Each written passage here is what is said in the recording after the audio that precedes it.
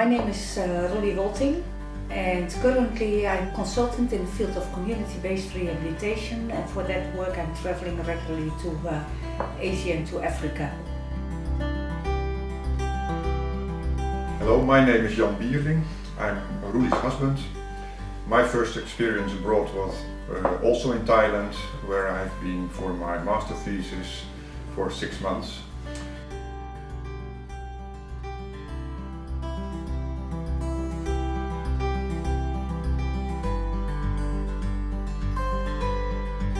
I've been living abroad quite some years, and my first experience was in Switzerland for 1 year. That's already 30 years ago.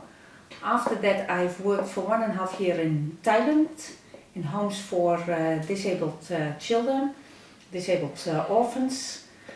Then we have lived in the Netherlands for a few years and went to Indonesia for 3.5 years, back to the Netherlands for a few years, and after that in Vietnam for 2.5 years. And in Indonesia and Vietnam I was dependent and I was with my husband there, but I've been working all the time as a volunteer as well. I've been working in Indonesia for 3.5 years, in Vietnam for 2.5 years. That's while we were living there also, and I've been in Suriname for about half a year, but those were short missions only. And yeah, one thing, we say Indonesian, but Indonesia is a huge country. So when we say Indonesia, it's actually Java, because we were living in Java, and what we say is valid for Java. On Sumatra, things will be completely different again.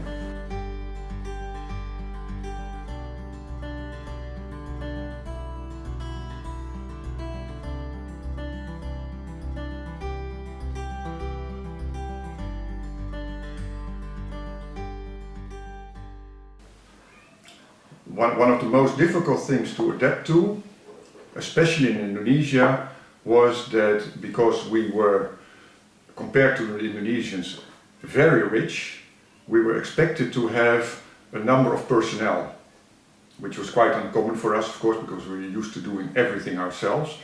But in Indonesia, even if you didn't really need it to, because you were rich, you were supposed to have a number of personnel. So at a certain point in time we had 5 people working for us in our house. We had a cook, we had a lady to clean, we had somebody to take care of the children, we had a night watchman, and we had a gardener. Which is ridiculous, of course, but it was something you were supposed to do because, yeah, it means those people, they have a job. So it's an obligation to do so, even though you yourself feel it's not necessary and feel a bit, yeah, embarrassed. Yeah. Another thing, which is an example of more or less the same, is that we're Dutch, so we're always riding our bicycle, especially in Indonesia, but also in Vietnam. They think it's ridiculous if you ride a bicycle, because you're rich, you have a car, so why on earth would you use your bicycle if you have a car? In general, people with disabilities are invisible. And part of the reason is they are invisible because parents or family members are ashamed of them.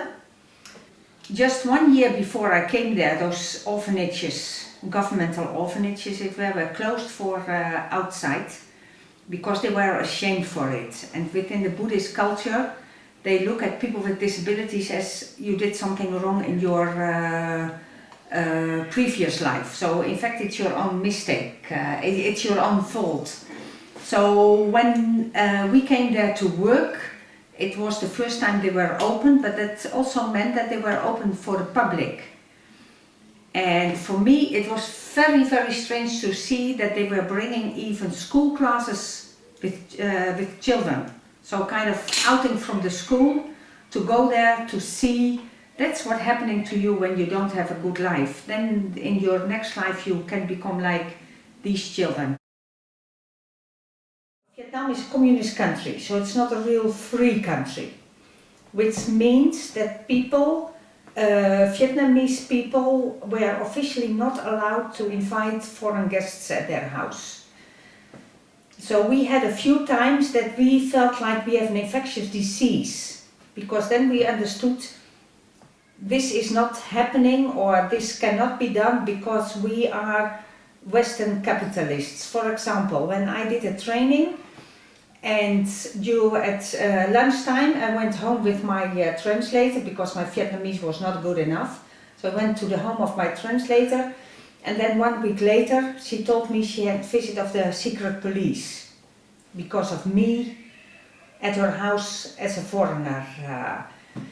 And when we received booklets or videos for the children, they always had to be checked by the censor to see if they were not opposite the law of Vietnam. It was always very difficult to get one-on-one visits with Vietnamese people. When you were with them in a group, it was okay, because then there were more people. But if it was visiting only one family or one person, then they would be nervous, because they know that the police would know, and then they would have to answer questions. They were always asked, what is the foreigner doing, why was he there, etc. And they were supposed to report to the police also what we were doing. And after the weekend, everybody knew where we had been, what we had done. So the privacy is something which is unknown there. The Communist Party is finally, at the end, ruling everything. And the Communist Party is something behind the screens. So you have a government, you have a mayor, you have a city council, etc. Those are not the people from the Communist Party. At first glance, it seems that they rule everything, but in the end it turns out that everything is decided by the Communist Party in ways which we cannot understand.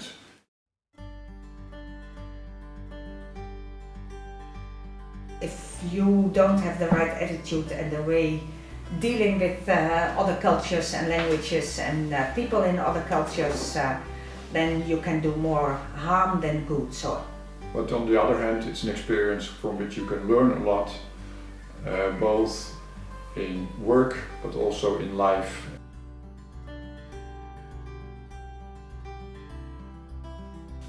Definitely. Definitely not.